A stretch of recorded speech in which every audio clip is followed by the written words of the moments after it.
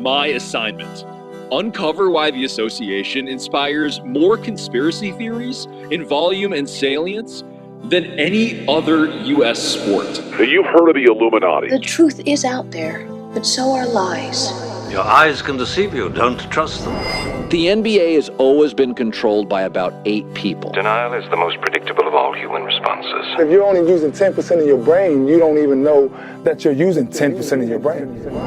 The NBA Illuminati. If coincidences are just coincidences, why do they feel so contrived? The Illuminati. But you start to follow the money, and you don't know where the it's going to take you. It is unspoken. They have influence among other players. The NBA Illuminati. I don't have time for your convenient ignorance.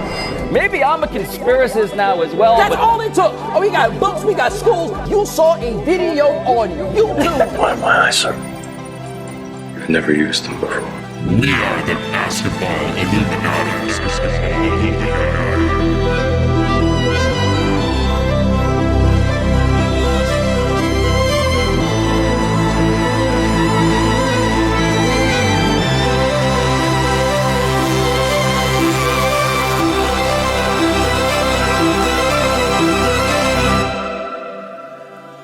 All right, we had to do a bonus episode of Basketball Illuminati this week, just when we thought we had, some time here to digest, to let this Robert Sarver situation play out. We drop on Wednesday morning a fresh batch of Basketball Illuminati, the episode, the interview with Dominique Foxworth from ESPN, and we felt like we had a really great show. And then, boom. Robert Sarver announces in a statement that he is beginning his sale of the Phoenix Suns and Mercury. And we're going to get into that with Amin, with Maze, but we're also going to get into all of it with our truth teller guest here, David Bodzin. You used to work for the Phoenix Suns.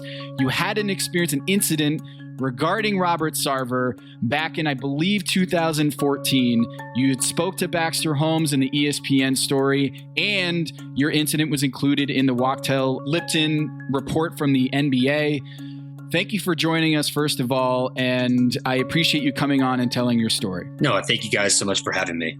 I appreciate y'all having me on. Yeah, coming from Dallas, Texas, but former Suns employee indeed. So, David, what happened? Yeah, so I worked for the Suns from July 2013 until my last days were in July or August 2014. And back in 2014, of course, there's the ALS Ice Bucket Challenge. A lot of fun, really marketable, helping with the ALS issues, really great. And the Phoenix Suns decided, hey, let's get in on this. Great. Nick Barlage is now CEO of the Cleveland Cavaliers, was involved with this. I think it was Steve Ballmer who challenged Robert Sarver, who's like, hey, let's get the whole sales staff, the whole front office involved in this. Let's get them down there. Great. But at this point, I had actually just put in my 2 weeks of the Suns. I had taken a sales manager job with the University of Texas Athletics Department. Got me closer to home. Born and raised in Dallas, went to school in Tucson. So, this is kind of my time to leave Arizona. Really excited about the career optics of it. So this is one of my last days of the Suns. Wow. You did ALS Ice Bucket Challenge, right? And I had my gym shorts on and, I got, I think like an Eric Bledsoe jersey on or something like that. We get the water dumped on us and all of a sudden my pants just get pulled down. What the just happened here? and turn around and it's Robert Sarver.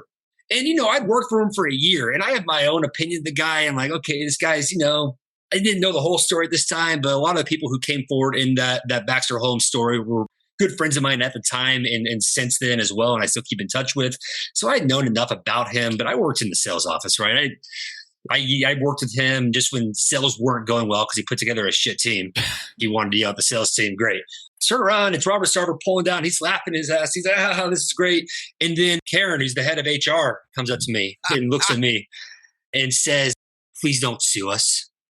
Full disclosure, I grew up in a major league clubhouse. I'm a baseball guy. I'm a baseball coach now. I run a baseball organization. I grew up with the Texas Rangers. I was a part of the University of Arizona baseball team for 5 years.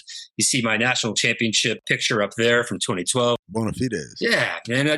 You're very familiar with the locker room culture, so to speak. Yes, exactly. But I'm also familiar with the fact that when you put a suit and tie on, you got to clean it up a little bit, right? And that's the idea. Like it took me a couple years to figure out, hey, I probably shouldn't say stuff like this because I'm not in the locker room anymore, right? And I think everybody who's been in the locker room, whether it be the WNBA, the NBA, Major League Baseball, whatever have you, has to speak a little bit differently when they're out of the locker room. So the first initial thought was, oh, that's funny. And then I realized I have a suit and tie on and I'm in front of my entire organization. And I'm like, well, that's messed up. That sucks that happened. Then I have the head of HR, Karen Roush, coming up to me saying, hey, don't press charges. I was like, okay, well, what am I supposed to do when the chief HR officer comes up to me? And at that point, there had been a max exodus of people leaving the Suns. And the whole idea was if you talk to HR, you're going to get pushed out. That was just common knowledge at this point. If you talk to HR, it's not confidential. It's 2014. This is well before the Me Too movement. This is well before BLM. So this stuff wasn't really existent. So if you wouldn't talk to them, hey, okay, get out. Well, I had just taken a really solid job with the University of Texas Athletics Department, which is like my dream job. I grew up a Longhorns fan. So I was in this position where I'm just going to keep my mouth shut and get the hell out. So I did. That long part of the story shortened up. 8 years later, it's been a long time. I think about it often. I'm like, man, that Robert Sarver's a piece of shit, this and that. Like, I really wish I had said something, but I didn't want to lose my job. It had become very clear to me that had I spoken up, then my job and my career in sports was probably over pretty quickly. And I essentially kept my mouth shut for years because you don't know the optics of, hey, I got my pants pulled down and I'm upset about it. Okay, suck it up. And then I saw the Suns categorically deny everything that might be going on. Everything. I was sitting at lunch with my wife on Twitter and I see the Suns statement. I'm like, that's bullshit. And so I commented immediately, like, hey, I know for a fact that if he's willing to do that in front of 80 people, what's he doing behind closed doors? Like, let's be logical here. Not on camera, but there were cameras present, obviously. Right. And people had talked about it more than I knew. And so I commented that. And within an hour, Baxter Holmes hit me up like, hey, let's talk about this. Great. And then he let me know, hey, people have told your story. I had just no idea who you were until you spoke up. And I thought that was just bogus that the Suns were categorically denying everything because who's going to prove it? Because it's behind closed doors. That pissed me off. So that's when I decided, hey, I got to say something here. I can back David up. Karen Roush is awful at her job. Like, I've told you guys, their HR department was just garbage, and she was in charge of it. And I can't think of someone worse equipped to run that particular department than Karen Roush. Came up to you, David, and said, don't sue us. Yes. Right after. That's the head of HR. Head of HR. And at the time I'm 24, so I'm like, hey, okay, I won't. David, do you know how she became head of HR? I don't. I would love for you to tell me, though. You ever watch Game of Thrones? Yes. I just rewatched it. Allegedly. She put the knife in the back of the guy that was the head of HR ahead of her, who was someone not as willing to go along with what company line was about things. Like, no, we can't do that. This is an HR violation. Being a responsible HR leader? Yeah, he was actually doing his job. Imagine that. Yeah. And so he got the axe, and with no small part, with a little shove out the door from one Karen Roush, who was then named the successor. And that seems to happen a lot, right? Over there, yes. It seems that people who are willing to do their jobs is a hindrance to the president, the CEO, the CFO of the company. So it's, hey, let's put somebody in there who's just willing to go along so we can make this our own little playground. Hello, listener. It's Producer Maze here to talk to you about Quince and their cookware. Cooler nights mean cozy meals at home, and Quince's cookware has made fall cooking so much more enjoyable. Their pieces deliver the quality and performance of luxury brands, but at a price that makes sense. And they look gorgeous on the stovetop, too. No matter what item you need to complete your kitchen, Quince has you covered. With 5-ply stainless steel pots and pans, nonstick skillets, chef-quality knives, and even ceramic bakeware, which is perfect for cozy casseroles or Sunday roasts. And when you look at these prices, you might think, how is Quince doing this? How do they deliver high-quality items similar to high-end brands that are half the price? Well, let me tell you, they partner directly with ethical top-tier factories to cut out the middlemen and pass the savings on to you. And it's not just cookware. I got myself some bath sheets. That's right. When you're a tall man, you have to use bath sheets, not bath towels from Quince.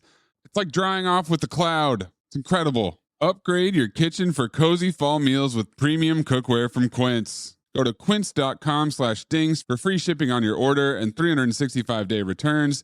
That's QUINCE.com/dings, DINGS, to get free shipping and 365-day returns. Quince.com/dings. Listener, listen up. This is important, okay? I'm going to try to save you some money here. If you're still overpaying for wireless, it's time to say yes to saying no. At Mint Mobile, their favorite word is no. You may think like, oh, that's bad. No contracts, no monthly bills, no overages, no hidden fees, no BS. Here's why I said yes to making the switch and getting premium wireless for $15 a month. You heard that correctly. $15 per month. Ditch overpriced wireless and the jaw-dropping monthly bills. And of course, there are all these hidden fees and stuff, but at Mint Mobile, plans start at $15 per month. All the plans come with high-speed data, unlimited talk and text. You're not doing like weekend and nighttime minutes or anything like that. And it's delivered on the nation's largest 5G network. Use your own phone. Don't have to get a new phone. Use your own phone with any Mint Mobile plan and bring your phone number along with all of your existing contacts. I switched months ago. People have asked, did you actually switch? Yes, I actually switched months ago. And I don't know what to do with all this extra money. I've cheated the system here. I've rigged something. This is an Ocean's 11 situation where I'm stealing wireless from Mint. That's how good a deal it is. Ready to say yes to saying no? Make the switch at mintmobile.com/dings. That's DINGS. That's mintmobile.com/dings. Upfront payment of $45 required, equivalent to $15 per month. Limited time new customer offer for first 3 months only. Speeds may slow above 35 gigabytes on unlimited plan.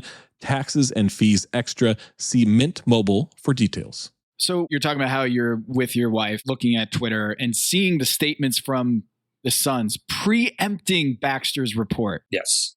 Hadn't come out yet. I, at this point, had no idea Baxter was writing this until I saw this. Did the statements that the organization put out before the investigative story from Baxter Holmes comes out, did that jive with your experience with the organization? Like those statements, the language they used, yes, the attacks on the integrity of ESPN and Baxter Holmes. Tom, let me throw some of these statements out there. Please. This is from Sarver. I'm wholly shocked by some of the allegations purported by ESPN about me personally or about the Suns and Mercury organizations.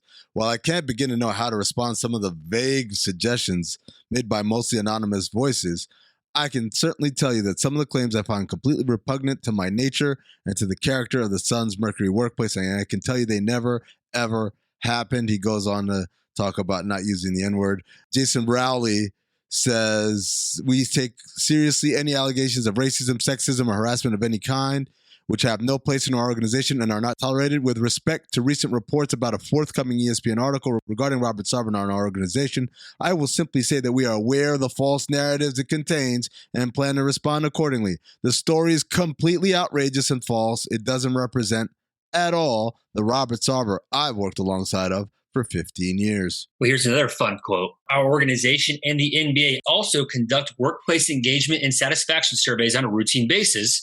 Our most recent NBA-sponsored workplace satisfaction survey, 90% satisfaction rate.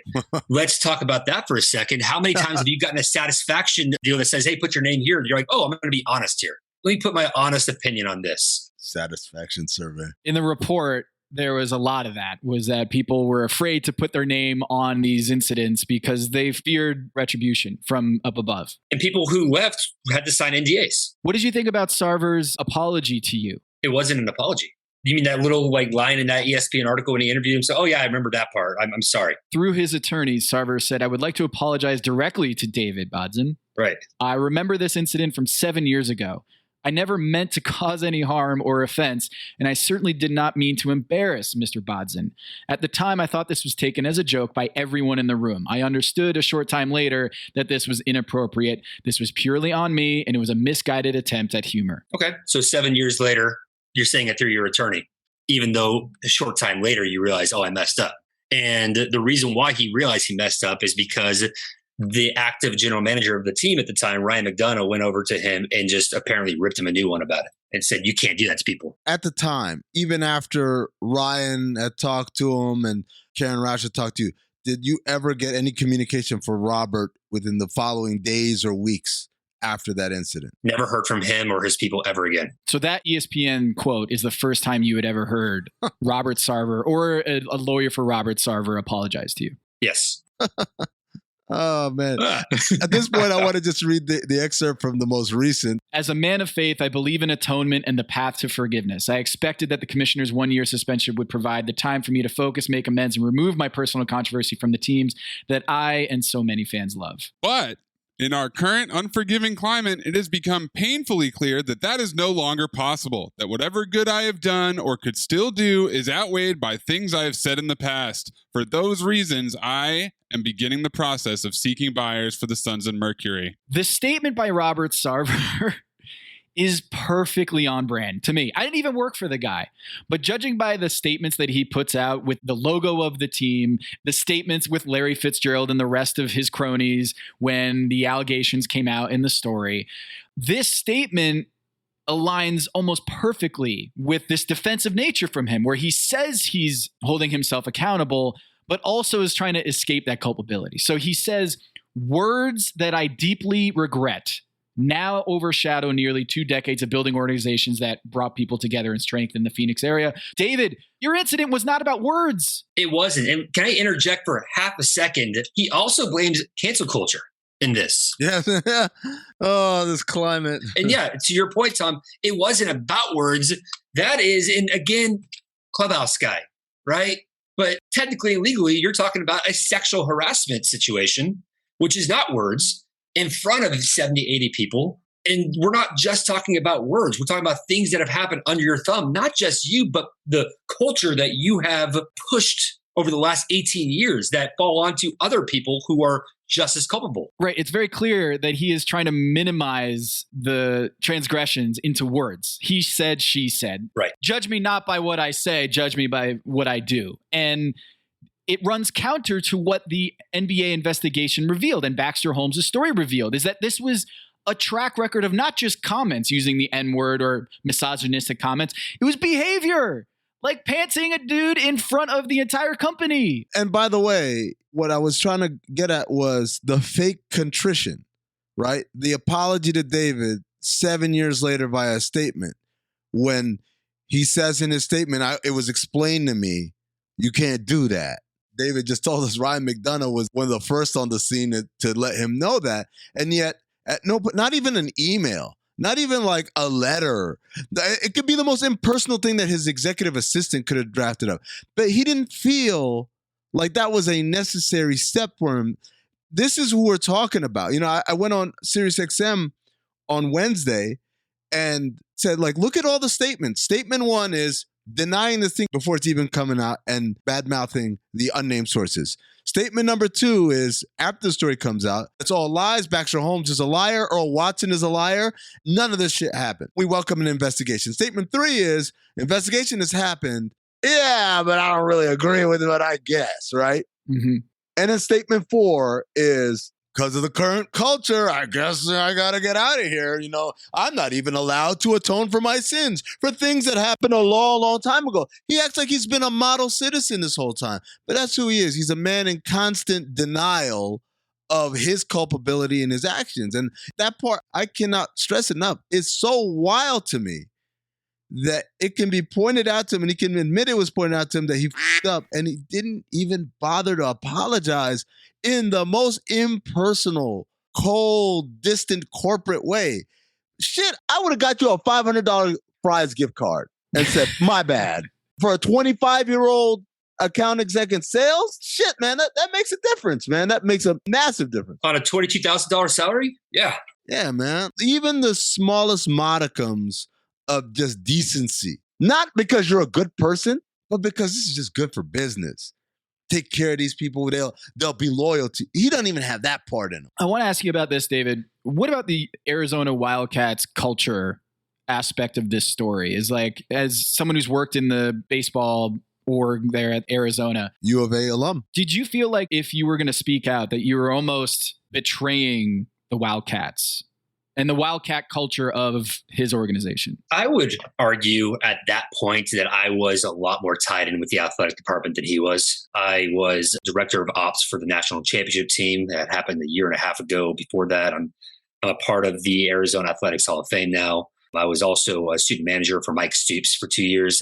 I understand your question. I, at that time, just didn't really look at him as part of the Arizona culture. I was very heavily involved and ingrained in that culture at the time. And I just looked at him and was like, oh, yeah, you also went to Arizona. Cool. Yeah, because Richard Jefferson was on the NBA Today who said, like, I'm an Arizona Wildcat. And, like, I'm here to say now, get this man the F out of here on ESPN. I'm a Sun Devil, and I say,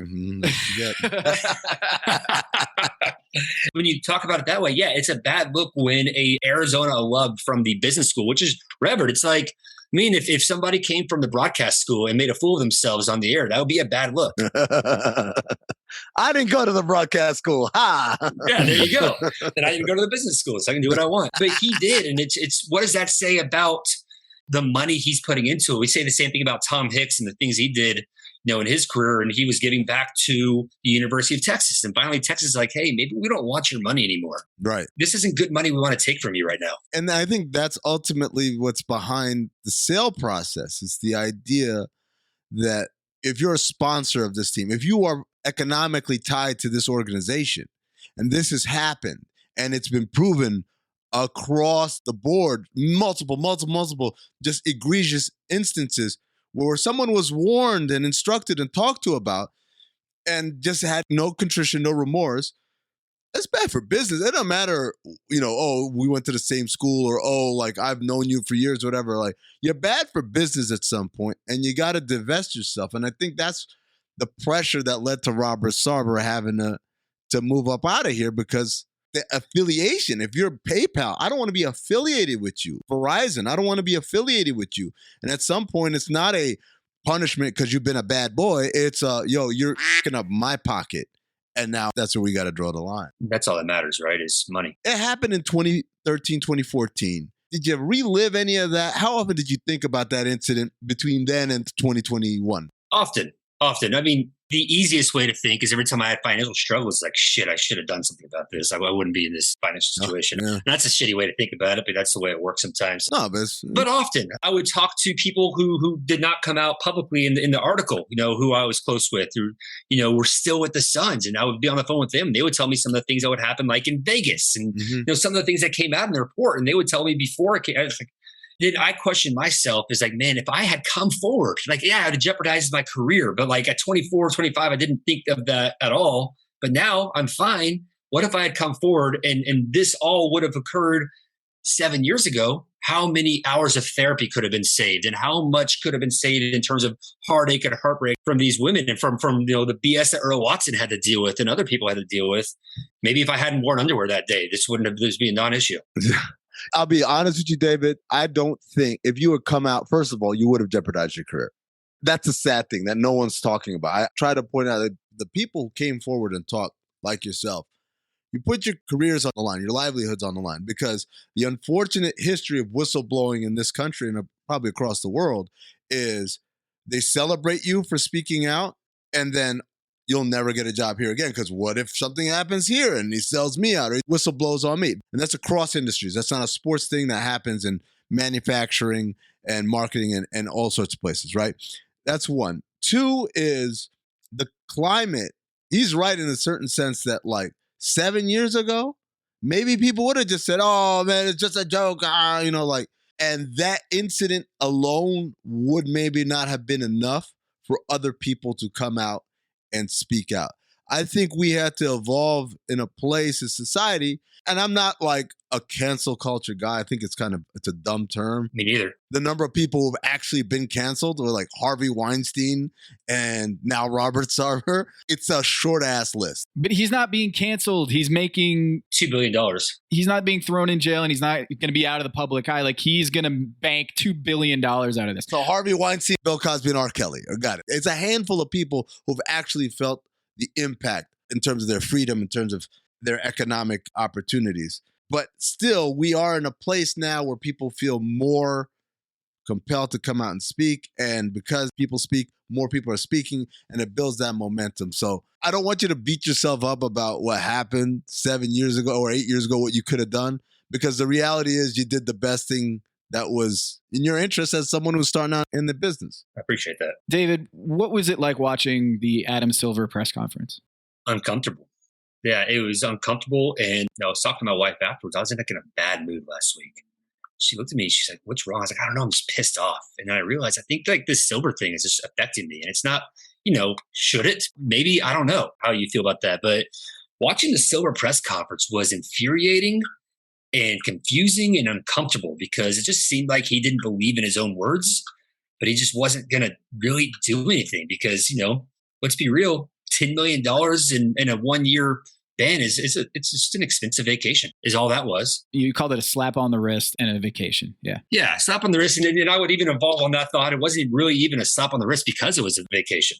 Did you talk to other former Suns employees or current Suns employees after that press conference during LeBron James and Chris Paul coming out? Did the press conference light a fire under you and cause you to hey, we need to speak out louder because that didn't feel satisfying? Yes. I think I interviewed with the law firm January. It's been a blur, but ever since I talked with them, it kind of went on the back burner. Touching base with Baxter every so often, touching base with some of the other people, Dunna or Watson, etc., people who have public come out and some other people. Whatever happens, happens. And then that press conference came out and we're like, that's absolutely atrocious. And so then everybody, including myself and several other people that are very active on social media, are like, hey, this is ridiculous. Sarver's got to get out. And it's, like you said, I'm not a fan of cancel culture, but this is deserving. You can't do what you did and just get a 1 year ban and $10 million. But in some ways, it kind of feels like what Robert Sarver did with those statements, preempting Baxter Holmes and trying to get out in front of it. The font was 6 font and the line spacing was tiny because they had to fit everything in. It was fine print. It almost backfired for him where it caused people who might have otherwise, if he had shown contrition or accountability and said, you know what? He's owning it. I'm not going to speak out anymore. He's owning it. He seems like he's holding himself accountable. But by doing that, it almost Sarver's behavior forced other people to come out that otherwise would have been silent and said, you know what? I'll just let this one slide. Sarver looks like he's learned his lesson. And that's exactly what Jason Rowley's doing right now, right? President and CEO Jason Rowley. Were you with Rowley when you were at the Suns? Yes, I was. So this is very Jason Rowley 101 is I vehemently reject this. This is all bullshit. Oh, wait, I'm the CEO and this guy's out. Hey, guys, we're doing our best here. I know that you guys are hurting. And at that point, it seems like Rowley's trying to outrun his comments. He went from vehemently denying all this to we know we messed up and we're doing our best to fix it like that. On that note, so there was an all-employee meeting that happened right after all of this fallout. Employees submitted questions anonymously to a portal, and Rowley addressed them on the call. This is according to Baxter Holmes reporting from ESPN. One of the questions, and I'm going to read straight from Baxter's story. Rowley also addressed the question said to be submitted by several staffers about why the organization hasn't specifically addressed allegations after quickly standing beside Sarver when the allegations were first noted. Rowley referenced the team's soon-to-be-released statement, which was shared with staff before being released to the public. He also referenced that he, a member of the executive team, was addressing with them Wednesday that past incidents had occurred that were, quote, not consistent with our values and that the team needed to take action to correct. He is completely disregarding his role in making those statements, let alone his role in culture of the company. Yeah. The culture there. Yeah. Rowley also answered pointed questions from staff that had previously been submitted. The first question centered on whether there would be punishment for leaders of the organization whom staff considered culpable in contributing to years of workplace misconduct. Rowley, who's been with the organization since 07-08, said there were items, without naming specifics, in the NBA's investigation that the team would be looking into and that it would reach corrective action where appropriate. So he was asked directly about, what about the people who are responsible for propagating this culture, a.k.a. you? He said, oh, yeah, we're going to look into it. And then B, he was asked about the statements that the team made that were so strong, and rather than own up to that shit, one of which he put his name on. That wasn't an organizational quote. That was a Jason Rowley quote.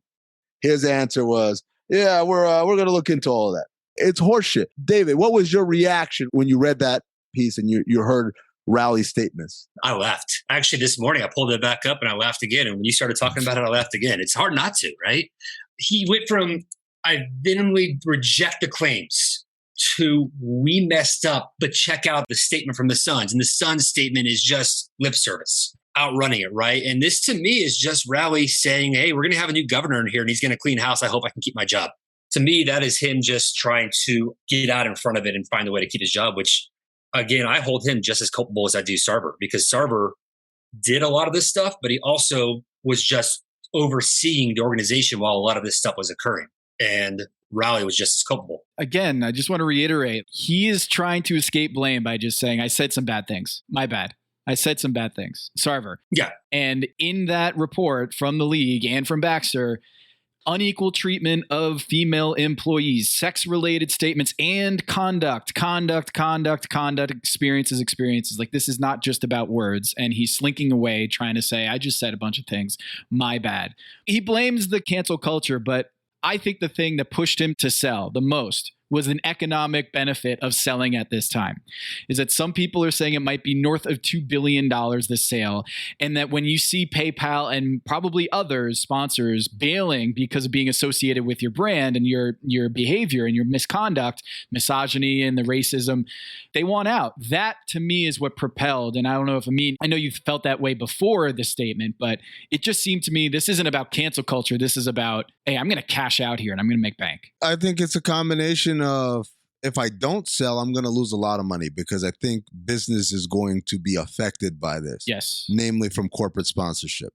And then if I do sell, I get to make out with an incredible amount of money because, by the way, the decision to sell the team in whole is his alone. Even though he owns, I think, only about 30 to 35% of the team, the agreement he has with the other partners is that he has final say on basketball decisions and he has final say on sale in whole, not in part, and who it gets sold to. So this is like the last little bit of control he has over the situation, and he's going to get rewarded for it very handsomely. A north of $2 billion sale price will bring him around $700 million or so. This is before taxes and all other kind of adjustments.